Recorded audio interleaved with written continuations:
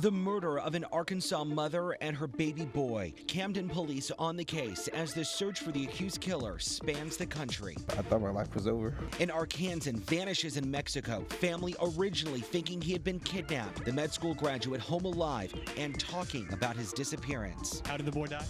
David beat him. Two parents accused of beating a child to death. The victim's grandmother speaking exclusively to us. She told me that, well, he's gone.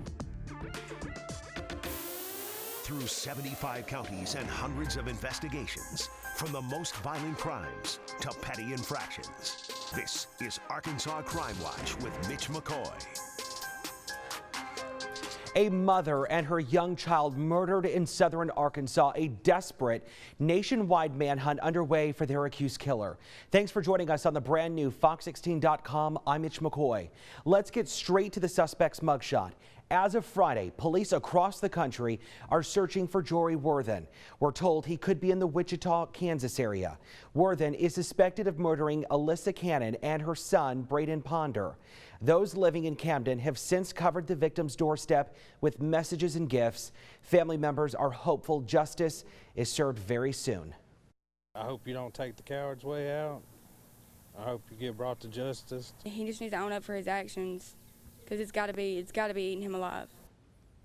And we want to give you one more look at the suspect tonight, Corrie Worthen. He is assumed to be armed and dangerous. He's wanted for murder right now. If you see him, do not approach him and call 911 immediately. We want to turn to the latest in this double homicide investigation and, of course, that manhunt. Camden Police spokesperson Dana Weatherby joining us from Ouachita County tonight. Dana, thanks. What is the latest on this case? We are still actively and vigorously searching for Corrie. We've had a lot of leads on the case, and we are looking at every lead.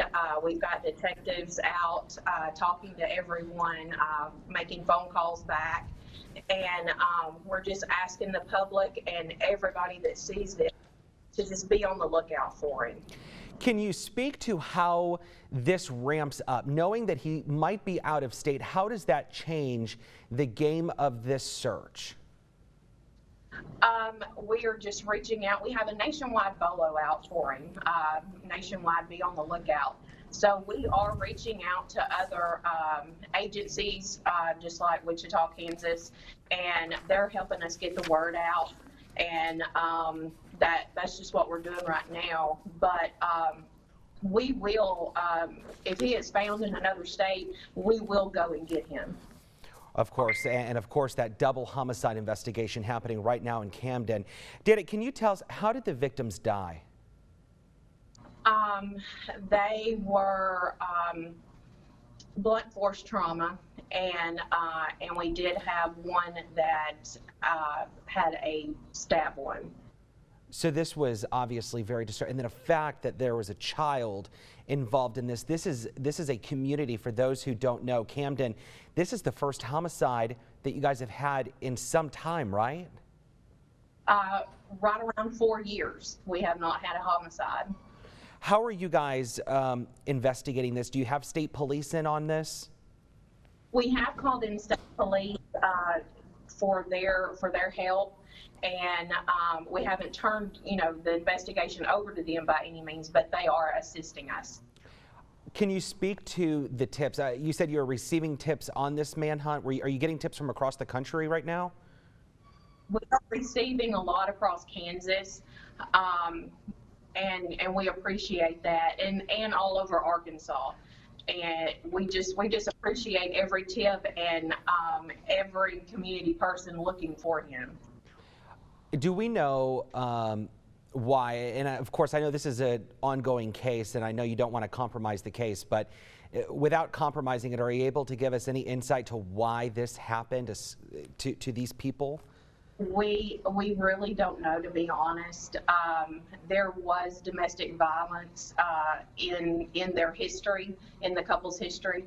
So we're just kind of going off of that right now. So heartbreaking. And how are people, because this can be traumatizing for investigators as well, how are the investigators holding up? Everybody's doing good.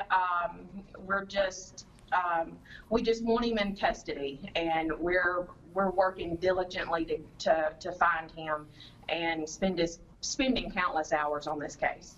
All right, Dana Weatherby from Ouachita County, specifically from the Camden Police Department headquarters, right where that double homicide investigation is underway at this hour. Thank you so much. Let us know when you get him. Thank you so much. We appreciate your help. All right, thanks, Dana. We are now moving to just a story that we've been tracking for some time now. Alive and safe, it's the focus in Northwest Arkansas for a doctor who vanished in Mexico. Jesse Pacheco disappeared for days. We're finally getting some kind of insight on what could have happened. It's our second big story tonight. Susan Corrie tracking the case.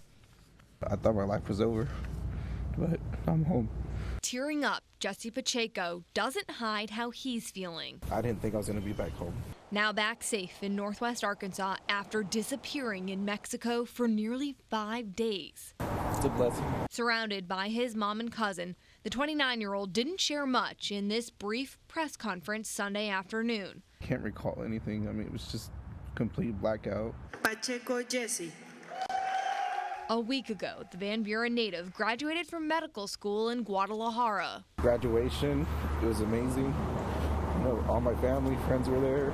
But celebrations during a night out with friends took a tragic turn.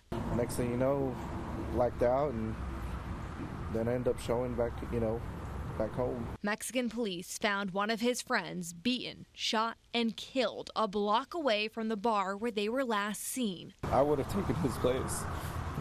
I mean, he didn't deserve it. While investigators believe Pacheco was kidnapped. We honestly don't know what happened. The family wouldn't address that or how he was found. Thank God that, we have him back home with his family. Prayers helping a newly minted doctor who faces a long road to healing. I thank God for this because, I'm home. The family says they haven't had any contact with Mexican police, but they claim the FBI is now investigating. Susan Corrie has been tracking this case. Susan, what was your biggest takeaway from that news conference when you were writing your story? Well, Mitch, for me, the biggest thing was just how afraid you could tell the family was. You heard in that story, they wouldn't give a lot of details about what exactly happened, and afterwards, the cousin was telling us that a big part of it is just security for the family at this point. So it sounds like they may be trying to not give out many details for security purposes. Is that kind of your takeaway? Yeah, that was definitely part of what the family was saying, that they want the FBI to now be looking into this. They again mentioned that they hadn't had any contact with Mexican police, and they are just concerned for safety. Well, and of course that question now is what happened to his friend, and if his friend is going to get any justice in Mexico. When I was working the stories, and I'm sure you know this as well, when I was working the story, I learned that his friend is actually also from the United States, so you'd think the United States would have some kind of vested interest in this case. Yeah, that's definitely a conclusion you draw there. I know Jesse, when he spoke, mentioned his friend Carlos and said that if he could, he would actually take it away from him, and was clearly very distraught about what happened. But again, Jesse couldn't even speak to what had happened, what had gone on. You heard him say that he blacked out and that he just remembers being back home. Have we been able to confirm that the FBI is in fact investigating this? I know that the FBI can be tight-lipped most of the time. Yeah, it's something that we made a call on, haven't been able to confirm at this point. And again, just the big thing with the family, though, they just wanted their privacy respected in all this. We know that Jesse they realized he was no longer missing because they actually spotted him on airport surveillance cameras trying to leave Mexico with his mom and get a flight back into Dallas. And so that's actually how they even found out that he was missing. So this whole thing has been kept pretty private from the start. Yeah, that's pretty crazy. And I know the mom went down there a day or two after he went off the radar. So it sounds like she was maybe one of the big reasons to why he was able to come home so fast. Yeah, it seems like the family definitely played a big part in him coming home, but just how big, something they just weren't willing to share. All right, Susan L. Corrie is on the road in Pine Bluff tonight, tracking another crime-related story. Susan, thank you very much. We're moving now to some of the things caught on camera, and it's a felony charge for a Conway babysitter who we are now learning that charge has been reduced to a misdemeanor nearly 1 year after a video shows a 1-year-old girl getting teased with a taser and slapped on the hand. Back in July, 3 teens were arrested in connection to this case. The oldest, who is now 18, was in court last week. She was originally charged with child endangerment, but is now charged with simple assault. Prosecutors told us the charges changed for fear of losing an appeal. The toddler's mother expressed her disappointment after the hearing. She's been out. It's been almost a year, and she's just been out the whole time, and no remorse. I think that's hurt more than anything, that there's no remorse. The other 2 teens who were arrested had their cases handled in juvenile court. For the first time since a mother and stepdad were arrested for their son's murder in South Arkansas, another family member is coming forward to share her thoughts on the case. Tonight, in a Crime Watch exclusive, Tyler Thomason talks with the victim's grandmother as her own daughter sits in jail accused of killing her grandson. It's Halloween. From behind a Ninja Turtle mask, Joseph Carcello's presence was known. He was a jokester. He liked to treat you. He liked to compete with you. Jody Garcia scrolls through photos of her grandson just days after his death, prompted the arrest of her own daughter. Mrs. Black, did you kill your son? No, I did not. And that's all I want to say about it. Mary Black and her husband David were both charged with capital murder in Star City last week after investigators believe the couple beat the boy to death. She called me whenever they were, I guess, tending to him. She told me that, well, he's gone. He's gone. I said, what do you mean he's gone? When she said that, I lost it. It was horrifying. Garcia declined to comment on the case, but says David appeared to be the instigator, loosely echoing what her daughter told us after court last week. How did the boy die? David beat him. Their lack of attention to the kids was a big issue. Mike Matthews is a relative of Mary's and says he let the Black family stay with him on and off over the past year, but had to kick them out twice. You know, and that was the reasons that I had to ask them to leave the first time, because it was becoming a serious conflict between me and David on how the kids were being treated. As the family now awaits justice, it's old photos like these. This is him at Christmas. That allow a young legacy to live on. His beautiful smile and his just personality is unforgettable.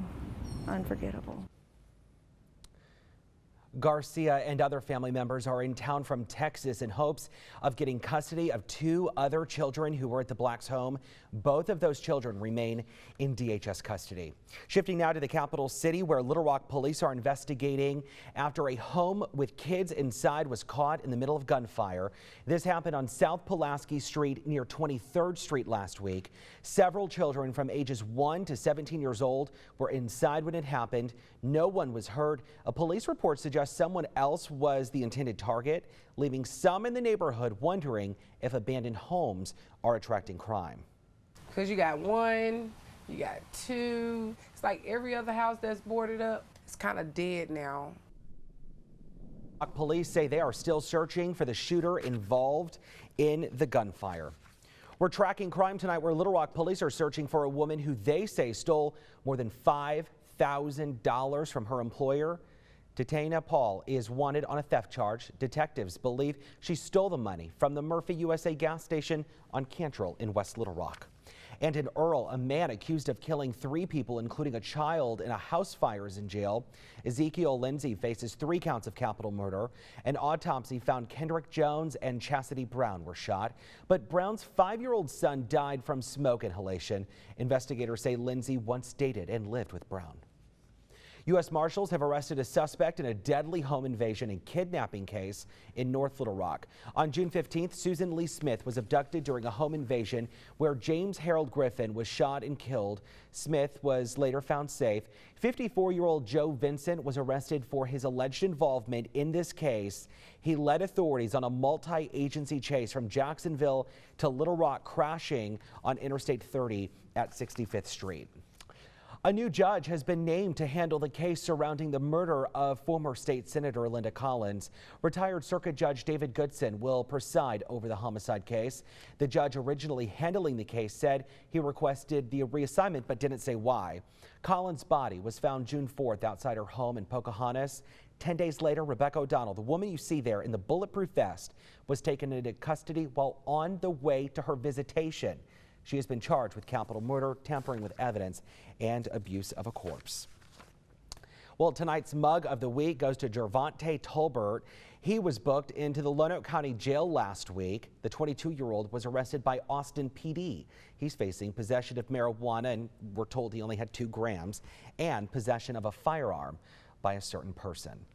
We want to remind you that all of the suspects you've seen tonight are innocent until proven guilty in the court of law. And remember, if you have any information on any of these cases we talked about tonight, you're asked to call your local police department, including that case we talked about at the very beginning out of Camden. And as we leave you, here's a look at Arkansas's most wanted. These individuals are being hunted by Arkansas Community Correction. Right now, if you see them, call 911. Have a safe week, and I'll see you tomorrow night on Fox 16 News at 9.